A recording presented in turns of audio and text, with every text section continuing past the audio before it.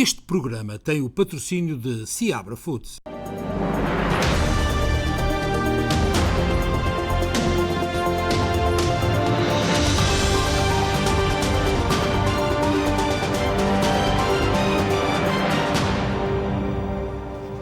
Para todos, muito boa noite. É um prazer estar com os senhores em casa e contigo. É sempre Olá, bom. Luís. Estamos juntos. É sempre uma maravilha estar junto aqui ao teu lado. Exatamente, é um prazer. De maneira que temos a informação para si, que vai estar nas plataformas que vocês já conhecem e também no Facebook. É o especial informação da SBT que agora começa. O presidente Biden conversou esta manhã por videoconferência com o seu homólogo chinês Xi Jinping sobre a posição chinesa no conflito entre a Rússia e a Ucrânia. Segundo a Casa Branca, o líder chinês quer ver o conflito terminado e disse não se querer envolver no problema, negando qualquer apoio financeiro ou bélico a Vladimir Putin.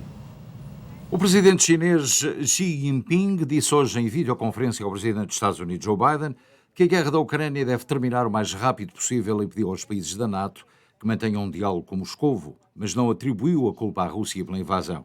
Na sexta-feira, a vice-secretária de Estado dos Estados Unidos, Wendy Sherman, disse que a China deve garantir que não acabe no lado errado da história sobre a Ucrânia, apoiando a Rússia. Na quinta-feira, o secretário de Estado dos Estados Unidos, Antony Blinken, disse que o governo Biden estava preocupado que a China estivesse considerando a ajudar diretamente a Rússia com equipamentos militares para uso na Ucrânia, algo que Pequim negou. Washington também está preocupado que a China possa ajudar a Rússia a contornar as sanções económicas ocidentais. A China recusou-se a condenar a ação da Rússia na Ucrânia ou chamá-la mesmo de invasão. Apesar de dizer que reconhece a soberania da Ucrânia, Pequim disse repetidamente que a Rússia tem preocupações legítimas de segurança que devem ser abordadas e pediu uma solução diplomática para este conflito.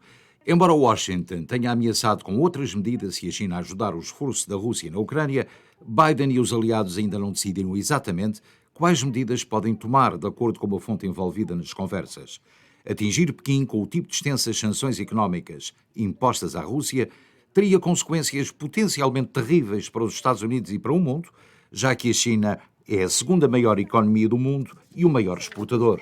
Moscovo nega ter pedido ajuda militar à China e o Ministério das Relações Exteriores chamou a ideia de desinformação. No entanto, o ministro das Finanças da Rússia, Anton Siluanov, disse nesta semana que o país conta com a China para ajudar no golpe na sua economia ao pedir sanções ocidentais destinadas a isolar a economia da Rússia do resto do mundo. Ricky, parece que, afinal de contas, esta parece uma das poucas opções que há para o mundo ter paz. Não só a questão da Turquia, ou a intermediação da Turquia, mas também uma possível intermediação da China. Sim, Luís, a reunião de hoje foi extremamente importante porque ajudou a clarificar a posição da China e mostrou também que há uma determinação dos líderes mundiais para que este conflito acabe. O que, de certa forma, vem isolar ainda mais Vladimir Putin. Não é por acaso que hoje o Ministro dos Negócios Estrangeiros já referiu, imediatamente a seguir à reunião entre o líder chinês e norte-americano, que houve avanços nas conversações de paz. Porquê? Porque a expectativa também era muita para saber qual seria a posição da China. Isto, sem dúvida, é um passo em frente para um cessar-fogo. Eu, se fosse a Putin, estaria ligeiramente preocupado com aquilo que aconteceu. Muito preocupado. O Conselho de Segurança da ONU criticou ontem os ataques a civis e a destruição de infraestruturas de saúde na Ucrânia. A Índia e China, aliados tradicionais de Moscovo, recusaram-se a votá-la e a embaixadora britânica chamou-lhe de jogada cínica face ao sofrimento humano. Os ataques a civis e a destruição de infraestruturas de saúde na Ucrânia marcaram o debate no Conselho de Segurança da ONU, que reuniu pela quinta vez desde o início da invasão russa. A Rússia foi pressionada a retirar uma resolução em que pedia ajuda e proteção para os civis no país. Índia e China, aliados tradicionais de Moscovo, recusaram-se a votá-la e a embaixadora britânica chamou-lhe uma jogada cínica face ao sofrimento humano. This is cynical game playing in the face of human suffering. Isto no mesmo dia em que Joe Biden endureceu o tom e chamou a Vladimir Putin ditador assassino. O presidente dos Estados Unidos fala esta sexta-feira com o presidente chinês Xi Jinping. Washington deverá advertir Pequim sobre um eventual apoio à invasão russa. O secretário de Estado Antony Blinken diz que o presidente Biden deixará claro que a China assumirá a responsabilidade por quaisquer ações que tomar para apoiar a agressão da Rússia, acrescentando: não hesitaremos em impor custos. Embora os laços entre Putin e Xi Jinping sejam muito fortes, nas últimas semanas a China tem tentado manter uma posição mais neutra em relação à invasão da Ucrânia, uma atitude particularmente visível nas posições de Pequim no Conselho de Segurança da ONU. Por sua vez, os Estados Unidos estão a tentar convencer os países africanos, com assento nas Nações Unidas, a também pressionarem a Rússia para parar a invasão na Ucrânia. A embaixadora americana disse que é importante convencer todos os países a condenar a Rússia pela invasão no país. Os Estados Unidos estão a tentar convencer os países africanos a também pressionarem a Rússia para parar a invasão na Ucrânia. Em entrevista à Africa News, a embaixadora norte-americana nas Nações Unidas afirmou que todas as vozes são importantes para mostrar a Vladimir Putin que ninguém o apoia na agressão aos ucranianos. A voz de cada líder, cada país a pedir aos russos para acabar com esta guerra é importante. Nenhuma voz é demasiado pequena. Nenhum presidente é menos importante neste esforço. É por isso que em Nova Iorque, na Assembleia Geral, o voto africano é tão importante para que possamos dizer aos russos que eles não têm aliados nesta guerra de agressão contra a Ucrânia. They have no allies in this war of aggression against Ukraine. A Assembleia Geral da ONU votou a 2 de março uma resolução para travar a guerra na Ucrânia. Os países africanos revelaram-se divididos. A resolução a exigir a retirada incondicional da Rússia do território ucraniano foi aprovada com 141 votos contra 5, sendo a Eritreia o único país africano assumidamente ao lado do Kremlin, que recusa ceder. Estou a trabalhar com os embaixadores africanos todos os dias. Como sabe, há 3 membros africanos eleitos do Conselho de Segurança: Gana, Quénia e Gabão. Falo com eles sobre estes temas regularmente, mas também me encontro e converso com outros representantes africanos permanentes para os encorajar também a falarem deste problema. O trabalho de bastidores da embaixadora Linda Thomas-Greenfield prossegue em Nova Iorque. Na condenação da invasão na ONU, houve 35 abstenções, metade por países africanos, incluindo Angola e Moçambique. Todos os esforços para convencer governos parecem não ser suficientes. Infelizmente, a guerra na Ucrânia não poupa hospitais nem maternidades. O que não deveria acontecer é pão nosso de cada dia no país de Zelensky. Desde o início das hostilidades, já foram atacadas 43 unidades de saúde. A ofensiva lenta para cercar Kiev continua e com um avanço difícil no terreno, as forças russas continuam a bombardear a capital ucraniana. Pelo menos um civil foi morto nos ataques de quinta-feira. A diplomacia também não avança, enquanto os ucranianos vão resistindo aos ataques em várias frentes. O presidente Volodymyr Zelensky não poupa esforços para confortar uns pela dor e pelo sofrimento e motivar outros para o combate pelo país. É mais uma mensagem para dentro e para fora da Ucrânia. Zelensky disse: os ocupantes pensavam que iam para a Ucrânia que tinham visto antes, em 2014 e 2015, que corrompiam constantemente e da qual não tinham medo. Agora somos diferentes e isto permite-nos defender contra uma invasão em grande escala durante 22 dias. Em Mariupol, as autoridades tentam avaliar quantos civis foram mortos nos ataques contra o teatro, onde centenas de pessoas tinham procurado abrigo. A ONU pede uma investigação às vítimas civis.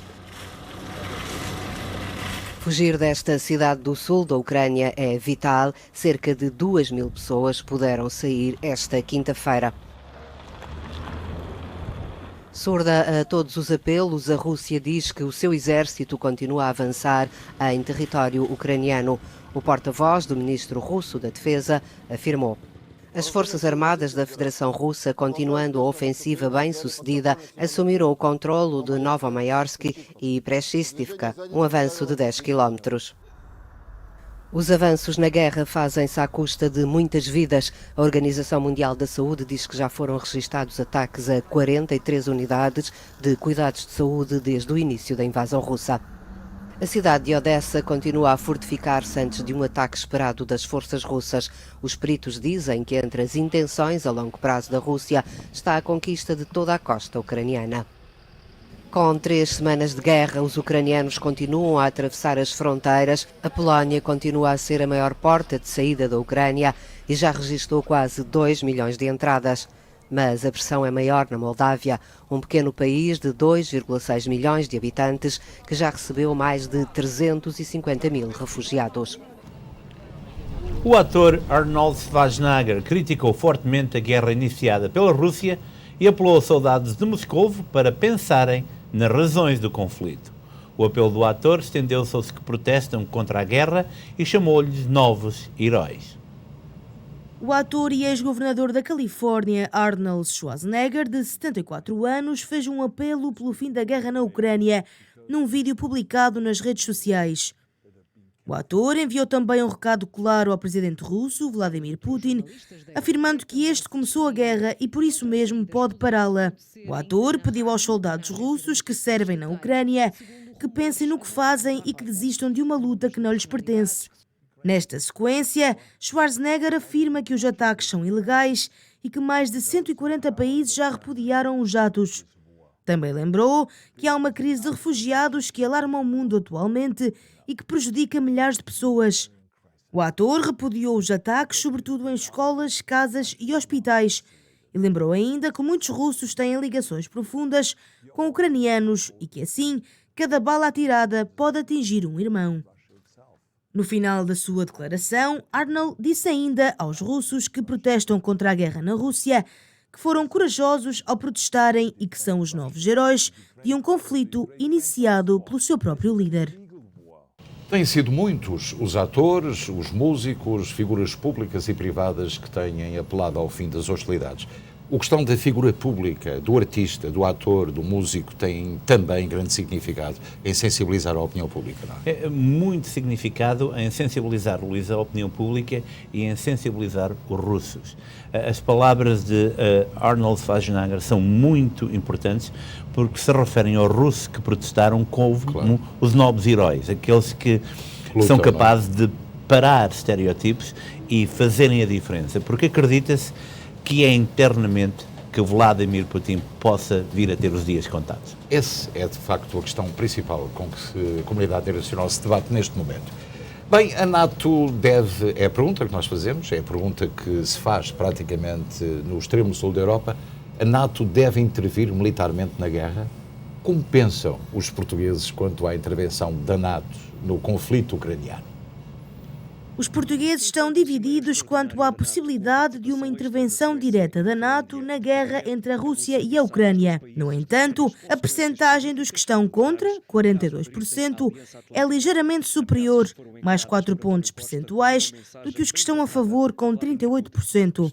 A sondagem detectou, no entanto, um cisma geracional. Os que têm até 49 anos respondem na maioria que sim.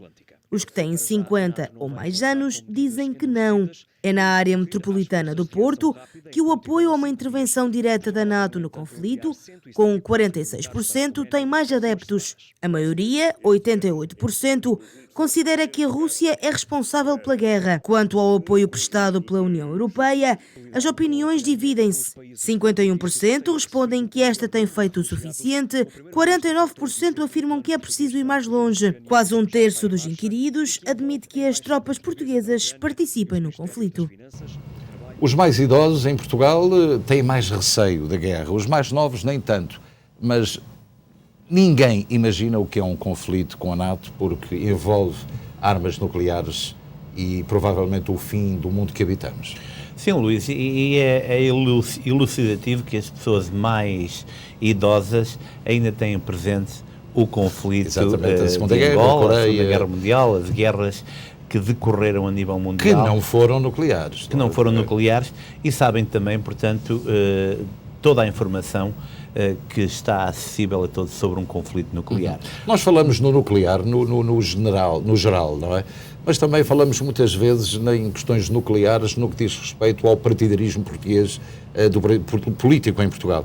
E quando falamos do Partido Socialista, das nossas eleições em Portugal, sobretudo os votos contrários dos imigrantes, dizemos assim, que grande bomba vem aí, não é? Que grande bomba, porquê? Porque quando olhamos para uma bomba e quando olhamos para uma bomba nuclear, há dois pesos e duas medidas. Aquilo que aconteceu com os imigrantes foi mesmo uma catástrofe nuclear. Exatamente. Em Portugal, António Costa conta entregar ao presidente Marcelo Rebelo de Sousa, na noite do dia 26 de março, a lista dos ministros escolhidos por si para o próximo governo. O governo, esse vai tomar posse no dia 30. O primeiro-ministro António Costa tem a sua lista de convites feita para o seu novo governo e conta apresentá-la a Marcelo Rebelo de Sousa no dia 26 de março. O governo não pode tomar posse antes da Assembleia da República estar instalada. O primeiro-ministro, que tinha sido questionado sobre os adiamentos provocados pela necessidade de repetição da votação no Círculo da Europa, reconheceu que ia fazer os convites para o novo Executivo este fim de semana. O Tribunal Constitucional determinou a nulidade e repetição de ato eleitoral nas Assembleias do Circuito da Europa. A Comissão Nacional de Eleições anunciou essa repetição para 12 e 13 de março e a Assembleia de Apuramentos dos Resultados terá lugar no dia 23 de março. Atendendo à experiência dos últimos anos, o edital será fixado na madrugada do dia seguinte, 24.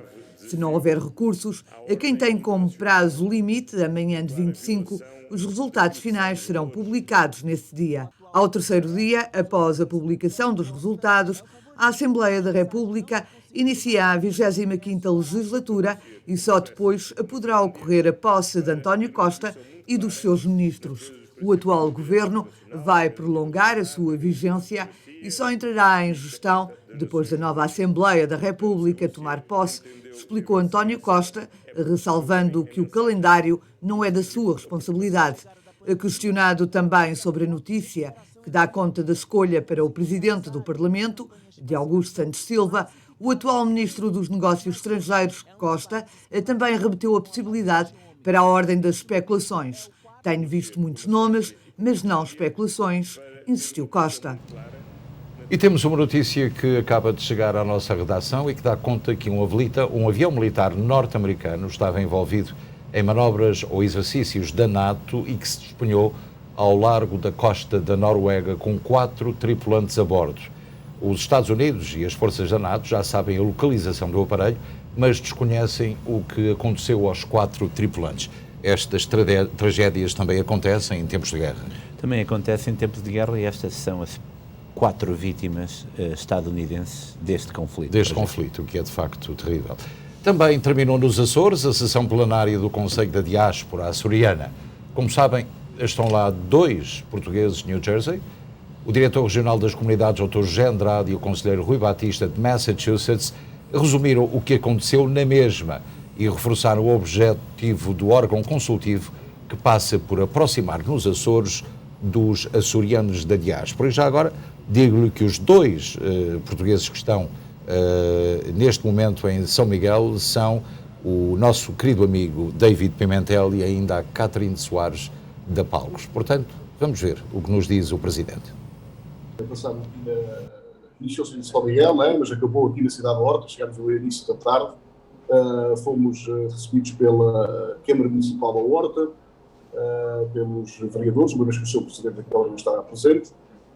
Demos uma volta aqui pela Ilha de Faial, alguns pontos turísticos, depois fomos recebidos nos espaços do município. Logo de seguida fomos recebidos pelo Sr. Presidente da Assembleia Legislativa Regional dos Açores, na sala do Parlamento açoriano, e hoje, logo a seguir, vamos ter um jantar também oferecido pelo Sr. Presidente da Assembleia Legislativa. Foi um dia muito idêntico aos outros que tivemos, quando fomos recebidos pelo Sr. Vice-Presidente do Governo e também pelo Sr. Presidente do Governo, e hoje também foi um dia espetacular. As pessoas adoraram, porque a maioria deles pela primeira vez entrar no Parlamento açoriano. E isso tocou-nos muito. Eu sou natural desde aqui de Faial, embora resida já há 32 anos nos Estados Unidos, já tinha passado muitas vezes para aquela casa, já tinha entrado várias vezes na Assembleia Legislativa Regional dos Açores, mas hoje foi um dia especial, porque hoje sentei naquelas cadeiras como os deputados se sentam todos os dias, mas numa função diferente. Eu diria um dos grandes objetivos passou pela criação deste Conselho da Diáspora, agora também a sua divulgação. Este primeiro encontro correspondeu às expectativas e o que é que pensa que ilações é que poderão daí ser retiradas? Caro Ricky, antes de mais, permita-me saudar os espectadores da SPTV e da SIC Internacional e, através deles, toda a nossa grande, importante e estimada comunidade portuguesa em geral, açoriana em particular, dos Estados Unidos da América e da América do Norte. Devo dizer que foram, de facto, dias históricos, estes que vivemos aqui esta semana na região autónoma dos Açores, na medida em que foi possível finalmente e felizmente concretizar a primeira reunião plenária presencial do Conselho da Diáspora Açoriana. É um novo órgão consultivo do Governo dos Açores, presidido pelo próprio Presidente do Governo Regional, o Dr. José Manuel Cordeiro, também com a participação do Sr. Vice-Presidente, o Dr. Artur Lima, que tutela a nossa Direção Regional dos Cuidados, entre outros departamentos do Governo e outras entidades representativas, mas um Conselho que tem, entre os seus 35 membros, 19 que foram diretamente eleitos pelos açorianos emigrados, nas diferentes comunidades espalhadas pelo mundo. São 5 pelos Estados Unidos da América, 5 pelo Canadá, 5 pelo Brasil, 1 pela Bermuda, 1 pelo Uruguai, 1 pelo resto do território português, 1 pelo resto do mundo, e todos eles vindo embora de países tão diferentes, representando regiões tão diferenciadas, têm em comum essa nossa causa identitária de defendermos, preservarmos, afirmarmos e valorizarmos a nossa identidade cultural açoriana, onde quer que nos encontremos. Uma ideia muito abrangente aqui desenhada por estes nossos dois convidados sobre a importância que as regiões açorianas têm no contexto açoriano em todo o país, não é? Sim, Luís. Portanto, como referiu o Dr. José Andrade, que é o Diretor Regional das Comunidades, foi bem claro, este Conselho Consultivo procura aproximar os açorianos da diáspora dos Açores, claro, mas criar também um intercâmbio que permita modalidades para os dois lados. Quer isto dizer que, a nível económico, a nível cultural, os Açores querem beneficiar, mas também querem beneficiar aqueles que na diáspora vivem e sentem a sua terra. É muito importante. Dr. Rui Batista também foi bastante interessante, aliás, o comentário dele sobre essa união dos açorianos na diáspora. Isso, conjugar interesses em função das ilhas, da sua cultura, dos países onde estão envolvidos, é muito interessante. Aliás, é uma coisa que devia ser repetida até em relação ao próprio, digamos, horizonte das comunidades portuguesas espalhadas pelo mundo. Sim, porque é um ponto muito importante, Luís, é que leva uma cultura específica que é capaz de se integrar em diferentes culturas a nível mundial e preservar os seus valores intrínsecos, o que é muito sem bom. dúvida. O governo americano já decidiu sobre a indenização de 127 milhões e meio de dólares a atribuir às vítimas do massacre de Parkland, na Flórida, que roubou a vida, em 2018, a 17 estudantes. Nicholas Cruz entrou no liceu de Parkland, que frequentava, e disparou contra dezenas de estudantes, matando indiscriminadamente quem encontrou pela frente. A indenização resulta de um processo contra o FBI, alegando a acusação que a agência americana não respondeu adequadamente às queixas que foram feitas de que o jovem se preparava para um massacre. O governo dos Estados Unidos concordou em pagar uma indemnização no valor de 127,5 milhões de dólares aos familiares das vítimas do tiroteio de Parkland, na Flórida. O valor foi pedido pelos advogados que alegaram negligência do FBI antes da tragédia. Entre os 40 beneficiários estão 16 das 17 vítimas dos mortos. O acordo resolve 40 caixas, mas não é uma admissão de culpa. destacou o West Justice Department em comunicado divulgado na quarta-feira. No dia 14 de fevereiro de 2018, Nicholas Cruz, de 19 anos, entrou armado com uma espingarda semiautomática na Major Stoneman Douglas High School, escola da qual tinha sido expulso no ano anterior, e abriu fogo contra estudantes e funcionários.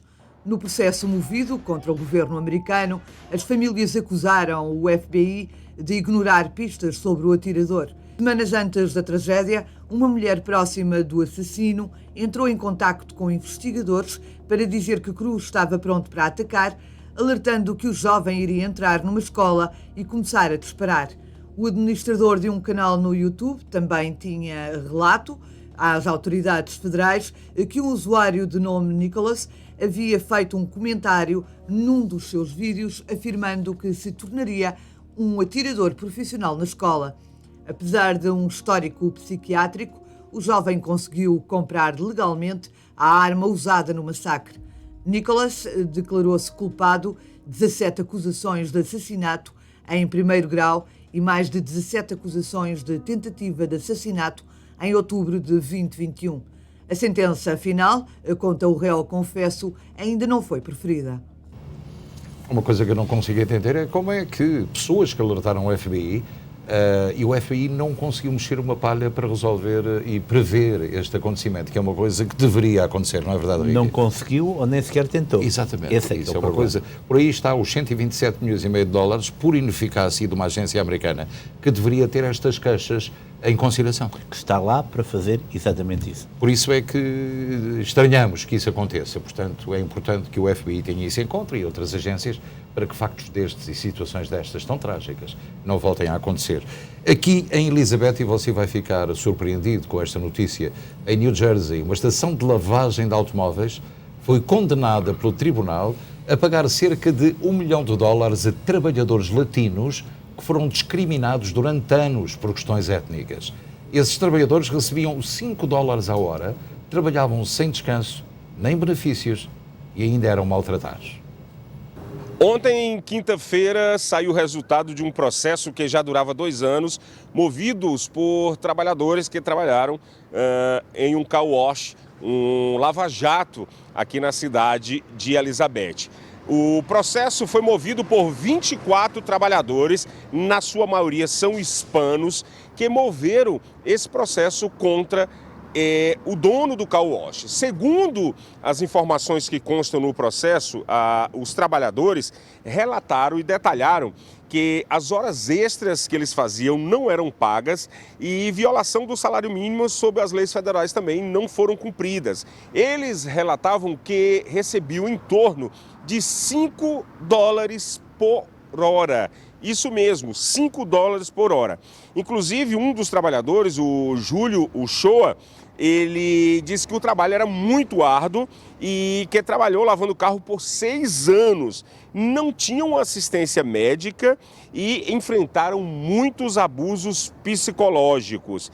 Depois de abuso mental, discriminação e esse pagamento abaixo do que a lei estadual e federal permite, esses trabalhadores resolveram entrar na justiça e hoje, depois de 2 anos, tiveram um resultado favorável. Uma semana depois que New Jersey endureceu as penalidades por roubo de salário em 2019, os trabalhadores entraram com ação coletiva no Tribunal Distrital dos Estados Unidos, em Newark. Eles alegaram que o Caribbean Car Wash e seus operadores não cumpriram o Fair Labor Standards ACT, que é a lei de pagamento de salários de New Jersey, que permite que os gerentes aceitassem as gorjetas dos trabalhadores e não seguissem os requisitos de manutenção de registro e não mantivessem os registros nas folhas de pagamento adequados e completos. Mas alguns trabalhadores resolveram não seguir com os demais colegas, cerca de 24. Esses trabalhadores, eles disseram o seguinte: quando você depende desse trabalho para sustentar a sua família e talvez enviar dinheiro de volta para o país de origem, é muito difícil e arriscado entrar com uma ação judicial, disse Steven Harrison, da Harrison, Dimitar e Carba, o advogado que é o principal dos trabalhadores que lavavam carros aqui nesse car wash. Todos os trabalhadores eram hispanos, na sua maioria, incluindo um americano que trabalhava de 10 a 12 horas por dia durante o período de 2015 a 2018, ganhando cerca de $325 a $380 por semana, de acordo com o processo. Com imagens de Márcio Santos, Amadeu Maia, de Elizabeth. Henrique, esta história é de facto um exemplo muito bom para quem, por exemplo, é indocumentado e se sente discriminado ou explorado. Sim, Luís. Em New Jersey, em todos os Estados Unidos, o seu estatuto migratório não invalida que, ao sentir-se discriminado, primeiro, contacte as autoridades, segundo, inicie uma ação judicial. Não importa o seu estatuto migratório, de modo a penalizar aqueles que não cumprem com a lei. Exatamente, e aliás eu estou-me a lembrar, por exemplo, quando se falou aqui nas gratificações, nas gorjetas que eram utilizados pelos gerentes. Isso passa-se também em Newark, não é um caso único, por exemplo, em muitos restaurantes em que se fica com as gorjetas e não se distribui pelos empregados, é de facto uma situação muito complicada. Muito complicada porquê? Porque as propinas, as gorjetas, os tips, como queiram chamar, são para entregar aos empregados. O patrão deve depois adicionar esse valor ao cheque semanal, claro, de modo a que possam ser descontados os devidos descontos estatais e federais sobre esse valor. Não fazendo isso, ficando com ele no bolso, é uma ilegalidade. Está a roubar, a duplicar. E não só, roubar não só o empregado, mas também o Governo Federal. O Governo Federal, estadual. Exatamente. Pronto, agora é a altura de falarmos também de uma coisa que é muito importante, que é a questão, neste caso, eu tenho um som estranho no ouvido, mas pronto, é só tirar isto. Mas é importante referir que há uma coisa que toda a gente vai gostar, é de não ter que alterar a hora quando chegar ao outono, não é? Correto, Luís. Acordar uma hora mais cedo ou mais tarde. O Senado dos Estados Unidos aprovou uma medida que vai manter o horário de verão permanente.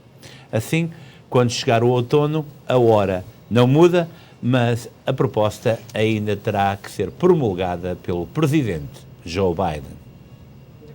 O Senado aprovou uma medida que vai manter o horário de verão permanente nos Estados Unidos. A Lei de Proteção Solar foi aprovada por unanimidade.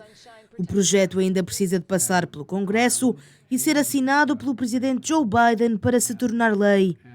Se a medida for aprovada no Congresso e for sancionada, significa que não haverá mais atrasos no relógio em todos os outonos. O senador republicano Marco Rubio, da Flórida, um patrocinador desta legislação, disse que não tem nenhuma garantia de que a Câmara irá aceitá-la, mas é uma ideia que chegou na hora. O senador democrata Kristen Sinema, que representa o Arizona, um estado que não respeita o horário de verão, apoiou desde o início este projeto, tal como outros senadores e congressistas dos dois lados da bancada. Eu vou deixar esta questão para todos. Se a hora mudar em outubro, portanto, na hora chamada hora de outono, eu quero que me diga se você vai dormir menos ou mais uma hora. Ninguém se entende com essa confusão. Aqui nos Estados Unidos, a compra e venda de propriedades registrou nos últimos 2 anos um aumento de cerca de 50% em casas de valor superior a $700 mil.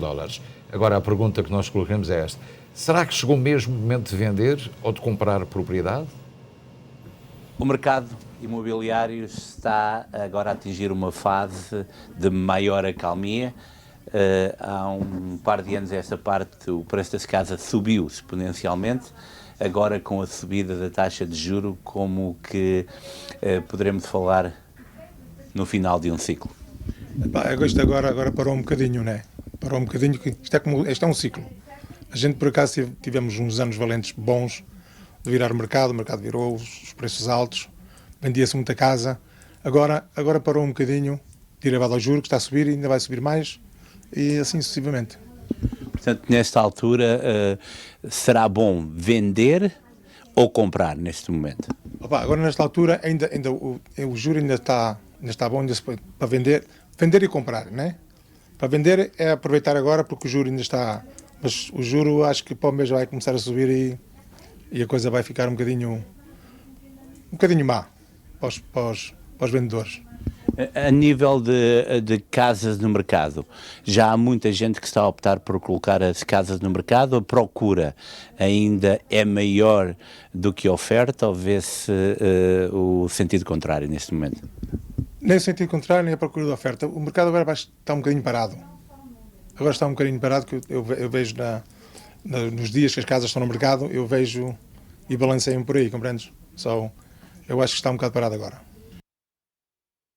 Verdade que, Ricky, que neste momento acho que as pessoas estão a pedir muito dinheiro pelas casas porque sabem, concretamente, com a subida das taxas de juros e com a situação económica que se vai agravar no país, que talvez seja uma boa altura para vender agora. Não é? Sim, para vender, mas como o Mário Machado referiu, portanto, há muitas pessoas que também estão a pensar seriamente se é realmente a boa altura para comprar. Porquê? Pois. Porque os preços ainda estão altos, muito altos, a taxa de juros continua alta, isso quer dizer que comprar agora poderá ser depois algo não muito boa decisão. Porquê? Porque se daqui a 2 ou 3 meses os preços baixam.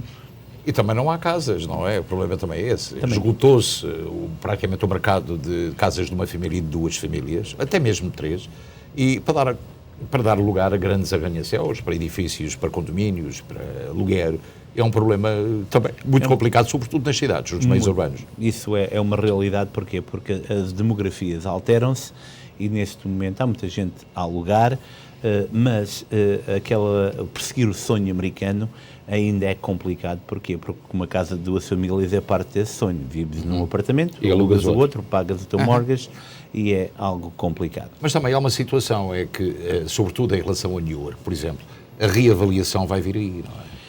2023, que é uma daquelas perguntas que nós queremos fazer aos políticos de Newark, como é que vai ser? Quem é que vai pagar a fasquia para o ano? Então é muito importante que no próximo, portanto, esteja atento aos debates dos candidatos políticos que nós vamos ter aqui, e tu sabes quando? Sim, no dia 23, na próxima quarta-feira, temos uma entrevista a Michael Silva. No dia 30 será Jonathan Seabra a estar aqui connosco. No dia 6 será a vez do Luís Weber. No dia 13 será Anthony Campos. Depois, no dia 27 e no dia 5 no dia 4 de maio, teremos 2 debates com os 4 candidatos em estúdio. E uma das questões vai ser essa mesmo, portanto esteja atento, porque as questões que vão ser colocadas aqui são as questões que os senhores aí em casa gostariam e vão gostar de colocar aos 4 candidatos. E que tenham respostas que esperam vir a receber. A farmacêutica Moderna anunciou hoje ter solicitado à Food and Drug Administration dos Estados Unidos autorização para um segundo reforço contra a Covid-19, extensivo a todos os adultos com mais de 18 anos de idade. A Moderna procura uma alteração na autorização de uso emergencial da FDA para a sua vacina Covid-19 para permitir uma 4ª dose para qualquer adulto que tenha recebido um reforço inicial de qualquer uma das vacinas autorizadas ou aprovadas. A solicitação para incluir adultos com mais de 18 anos de idade foi feita para fornecer flexibilidade aos Centros de Controle e Prevenção de Doenças dos Estados Unidos da América e aos profissionais de saúde para determinar o uso apropriado de uma dose de reforço, inclusive para aqueles sem maior risco de Covid-19 devido à idade. Esta submissão é baseada em parte em dados recentemente publicados nos Estados Unidos e Israel após o surgimento da Omicron. Na quarta-feira, a Pfizer e a BioNTech, fabricantes da outra vacina contra a Covid-19 usadas nos Estados Unidos da América, enviaram um pedido ao FDA de um reforço adicional da sua vacina Covid-19. Mas esse pedido era apenas para adultos com mais de 65 anos. Um estudo de profissionais de saúde em Israel publicado no New England Journal of Medicine, descobriu que uma quarta dose da vacina, a Pfizer, BioNTech ou Moderna Covid-19, era segura e aumentava os níveis de anticorpos, semelhantes ao que foi observado após uma terceira dose. Alguns países já oferecem quartas doses de vacinas Covid-19. Atualmente, as quartas doses de vacina são autorizadas nos Estados Unidos apenas para certas pessoas com sistema imunológico enfraquecido. Mas agora a Moderna já quer que todos tomem este reforço de vacina em função do número de casos que está a aumentar aqui nos Estados Unidos. Ontem havia 600 mil casos em toda a América do Norte, ainda que é uma subvariante Omicron, portanto não muito complicada, mas quem não se vacinou poderá ter graves problemas. No próximo dia 2 de abril vai decorrer na Casa do Ribatejo a primeira feira de saúde organizada pelo Hospital Universitário em Newark, com a colaboração da União dos Clubes. O evento vai decorrer entre as 10 da manhã e as 2 da tarde e estarão ao dispor dos residentes e membros dos clubes uma série de serviços médicos. O objetivo passa por aproximar o hospital das necessidades dos residentes da nossa comunidade. No próximo dia 2 de abril, com início para as 10 da manhã, vai decorrer na Casa do Ribatejo, em Newark, uma feira de saúde, organizada pelo Hospital Universitário, aqui em Newark, em colaboração com a União dos Clubes de New Jersey. Ao meu lado tenho Maria Almeida, que é a representante do hospital junto da comunidade portuguesa, e Fernando Grilo, o presidente da União dos Clubes.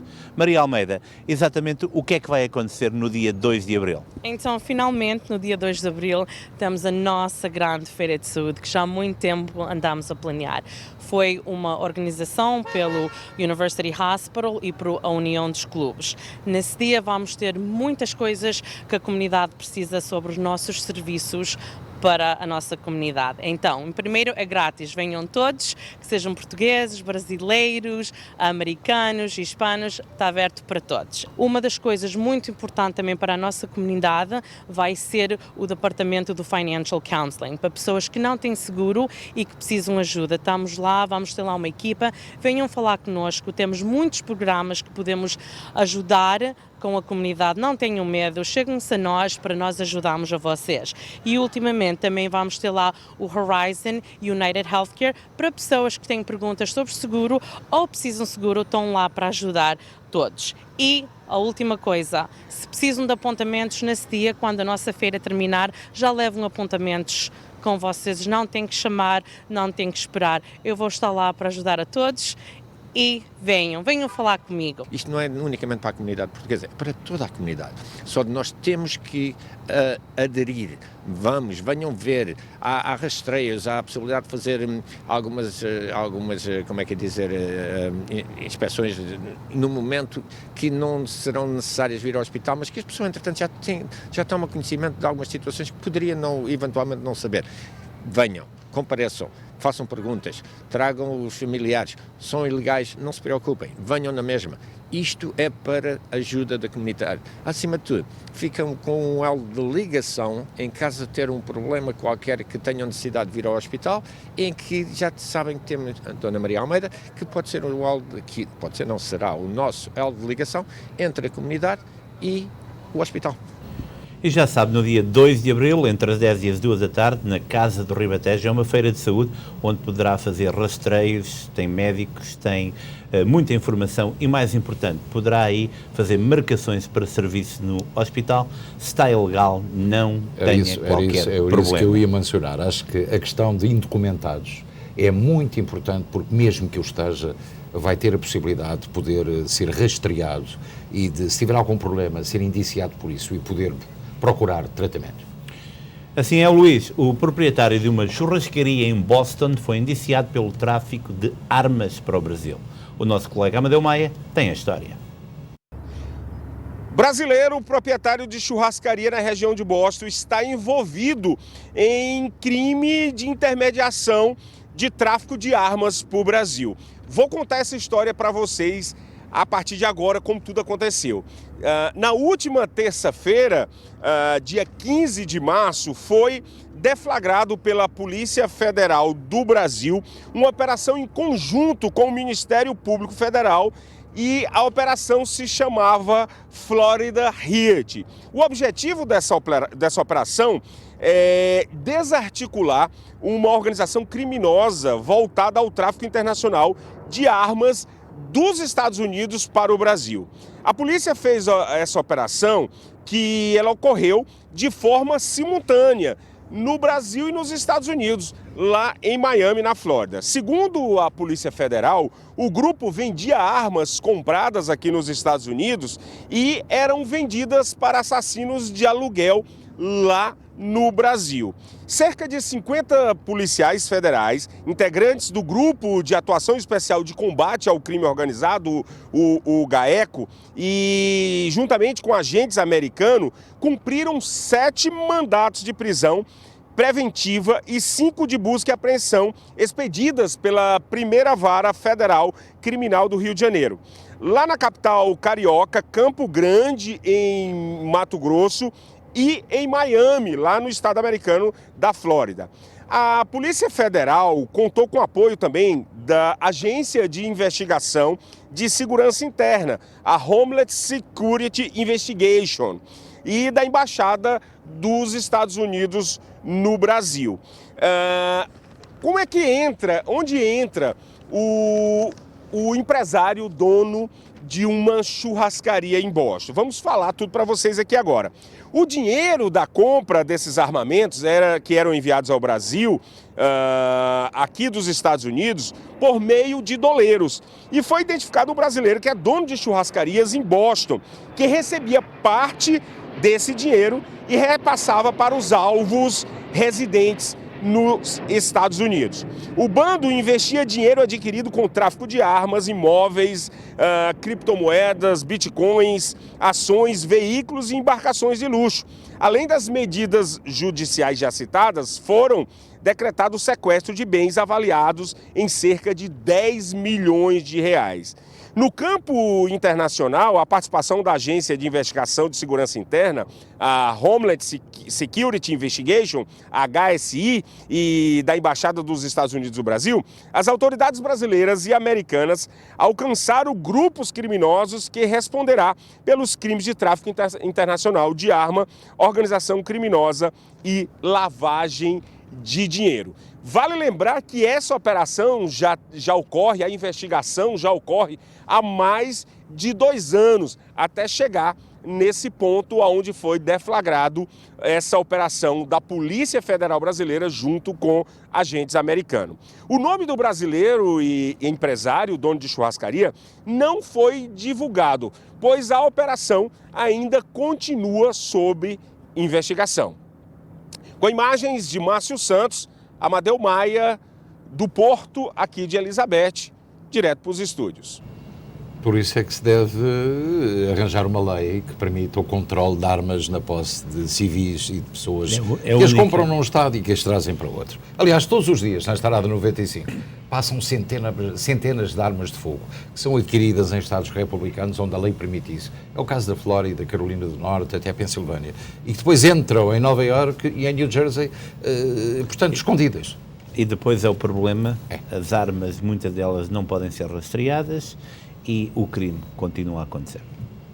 Bem, a polícia de Newark, e isto é importante rever, está a pedir a ajuda do público para encontrar um indivíduo acusado de carjacking numa estação de serviço de Newark o mês passado. O proprietário do carro estava dentro do mini-mercado, num posto de móvel na Frelinghuysen Avenue, quando ocorreu o incidente. Temos neste momento a fotografia que mostra o suspeito, portanto, responsável por este acidente. Qualquer pessoa com informações deve ligar para a linha de denúncia de crimes do Departamento da Polícia 1877-695-8477. Todas estas informações são sigilosas e podem resultar, de facto, numa recompensa. É sempre útil o apoio do público a estas ações policiais. Útil e fundamental. Sem dúvida. Vamos agora ao desporto, Ricky. Sim, vamos ao desporto então e vamos começar exatamente com o resultado do sorteio das competições europeias. O Benfica vai jogar com o Liverpool na próxima ronda da Champions. O primeiro jogo é na Luz, no dia 5 de abril, e depois na quarta, dia 13, em Londres. Outros encontros: Manchester City, Atlético de Madrid, Chelsea, Real Madrid, Villarreal, Bayern Munique. Entretanto, na Liga Europa, o Sporting de Braga vai defrontar o Rangers. A equipa do Futebol Clube Porto não conseguiu regressar vitoriosa do jogo com o Lyon devido a uma avaria no avião que ia transportar a comitiva até à Invicta.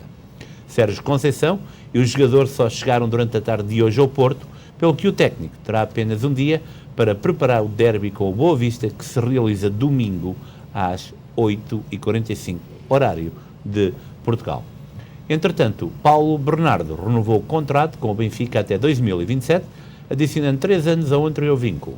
O jovem médio, de 20 anos, formado no Seixal, tem sido aposta cada vez mais assídua na equipa principal por parte de Nelson Veríssimo. E esta época, após ser lançado por Jorge Jesus, já leva 16 jogos nas diferentes competições, tendo assinalado uma assistência para golo frente ao Rio Ave na 13ª jornada. Portanto, o Benfica-Liverpool, portanto, é o chamado peixinho vermelho e o tubarão, não é? Eu acredito que o Benfica não é um peixinho vermelho, Luís. Eu acredito que o Benfica está motivado.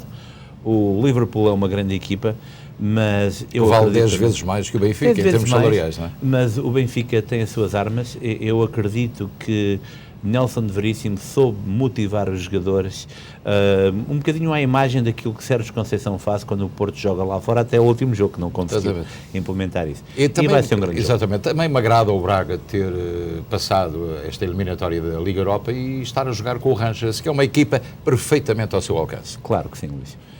Então vamos agora ao valor do dólar norte-americano em Portugal e do real e do dólar no Brasil em relação ao real, já.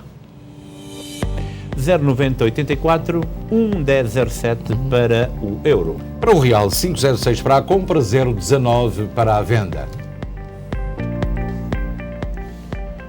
Grande dia hoje aqui nos Estados Atlânticos, não é? Temperatura a atingir recordes e parece-me muito interessante saber aquilo que a Catarina Rebimbas tem para nos contar sobre o estado do tempo para amanhã nas diferentes comunidades onde há portugueses imigrados. Na meteorologia, para amanhã estão previstos aguaceiros para Newark com 65 graus, Filadélfia com trovoada com 73 graus, Nova Iorque com aguaceiros com 62 graus, Boston com aguaceiros com 52 graus, Hartford com aguaceiros com 56 graus, Danbury com aguaceiros com 61 graus, Miami com céu parcialmente nublado com 82 graus, Palm Coast com céu parcialmente nublado com 86 graus, Los Angeles com céu parcialmente nublado com 67 graus, São Francisco com aguaceiros com 54 graus. E são estas as previsões para amanhã, sábado. E pronto, meus amigos, o que é que vamos fazer a seguir? Vamos encerrar o Espaço de Notícias, voltaremos dentro de momentos com a linha aberta. Fique por aí, nós voltamos já.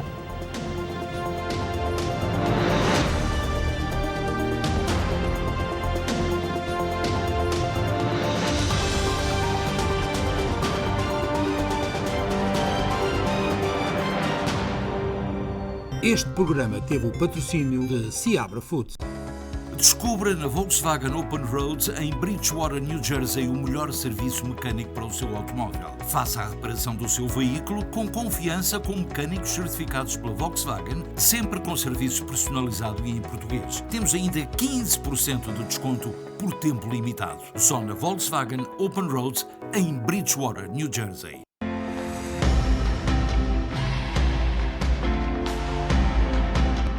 O Pisque de Elizabeth vai celebrar o centenário.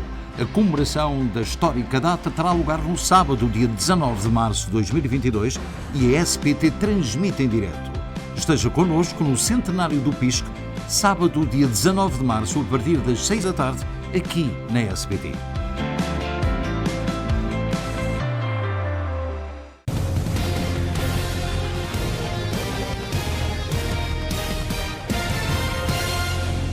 As eleições municipais estão à porta e a SPT vai ter em estúdio os 4 candidatos à variação do bairro Leste em Newark. No especial Informação, no próximo dia 23, estará em estúdio Michael Silva. Dia 30, Jonathan Seabra. Dia 6 de abril, Lewis Weber. E dia 13 de abril, Anthony Campos. Assista no especial Informação às entrevistas aos 4 candidatos a vereador do bairro Leste, aqui na SPT.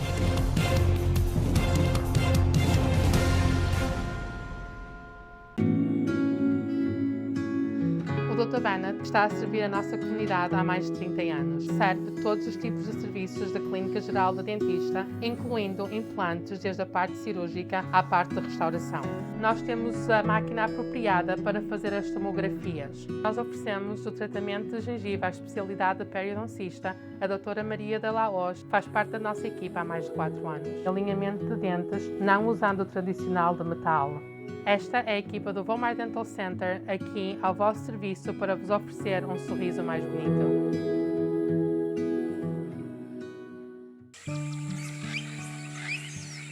As laranjas são o melhor fruto natural. Vindas da Califórnia para os supermercados Seabra Foods. 100% natural, coma laranjas diretamente do pomar para si. A melhor vitamina C está nas laranjas. Seabra Foods, sempre a pensar em si.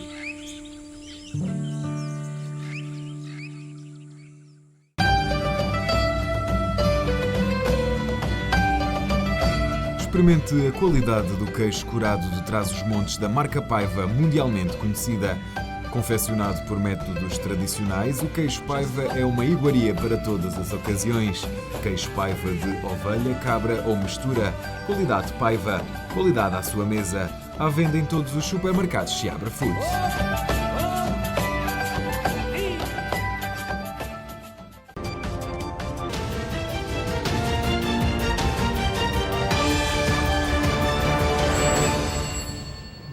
Esta é a linha aberta, portanto só temos tempo para uma chamada. Não se esqueça que amanhã estamos no Pisco, em direto. Sim, amanhã vamos ter uma edição especial deste especial informação a partir das 6 da tarde até às 8h30, 2h30 para o centenário do Portuguese Instructive and Social Club de Elizabeth. Ora, temos uma chamada. Muito boa noite. Estamos em linha aberta. Faz favor dizer. Boa noite. Boa noite, Sr. Olá, Felipe. como está? Tudo bem? Bem, obrigadinho. Então diga, por favor. Senhor, olha, há aqui uma coisa. Eu falei com o Sr. Rick, que por causa... Eu estou aqui de Ilsade e sou a Maria Vieira. Por causa do meu marido de ter estado lá fora a combater. Sim. E o Sr. Rick disse que me telefonava. Mas eu não sei se ele me telefonou, porque eu... No dia que ele disse que me telefonava, eu fui fazer o teste ao colo. Olha, sabe uma coisa? É que já imensas pessoas têm telefonado para cá com a mesma situação. Nós telefonamos e depois não nos atendem as chamadas. Não nos atendem as chamadas. É complicado. Mas... Eu não pude. Eu não sei se telefonou. Eu telefonei, possivelmente. Eu tenho aqui a sua indicação, Maria Vieira, não é? Eu tenho o seu telefone, vamos contactá-la, está bem? Está certo? Bem. Muito obrigado. Agora, temos esses problemas de estar tudo muito atrasado, 6 meses, 7 meses, e só em outubro é que começam. Só em outubro agora é que vão receber, portanto, há casos ainda pendentes, aqueles casos de pessoas que não têm, portanto, que nunca trabalharam em Portugal e que não têm uma reforma em Portugal. Portugal já mandou informação, as pessoas que deveriam receber em outubro começaram agora a receber em março, abril, portanto, essas ainda vão a tempo, as outras que não enviaram tudo, só para o ano mesmo. Então, mas todos os dias nós temos uma boa sugestão para si, chama-se Costa del Sol. Costa del Sol, o local perfeito para momentos inesquecíveis. Reserve para os mais diversos eventos, casamentos, batizados, festas sociais. Um espaço repousante e tranquilo. Amplo parque de estacionamento. Profissionalismo e experiência ao serviço dos nossos clientes mais exigentes. Costa del Sol. E hoje, como costumamos dizer, temos 5, uma mãozinha cheia de aniversários. Vamos ver quem são. Happy birthday to you, parabéns a você. Vamos lá então ver quem são. Vamos ao primeiro. Olha o nosso amigo. Querido amigo Gito Gomar, 67 aninhos de idade. Eu pensava que ele tinha 40, mas está bem. Parabéns, Gito, hein? Parabéns. Obrigado. Alzira Gomes, 64 anos. Parabéns, Alzira.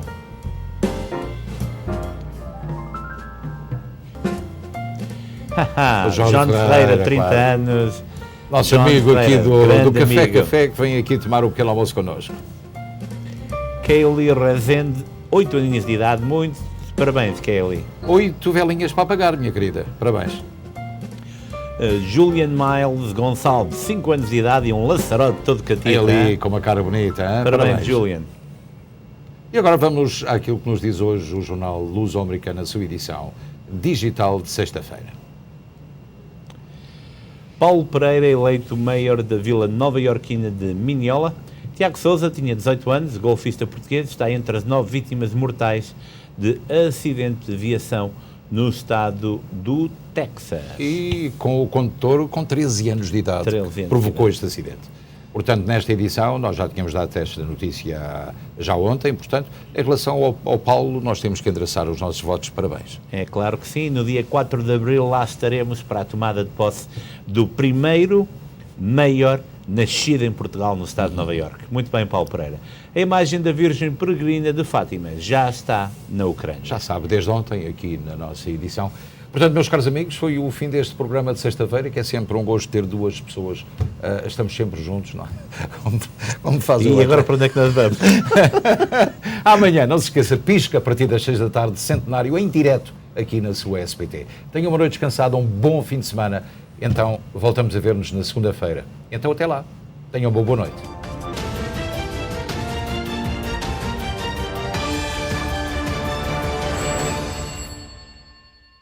Este programa teve o patrocínio de Seabra Foods.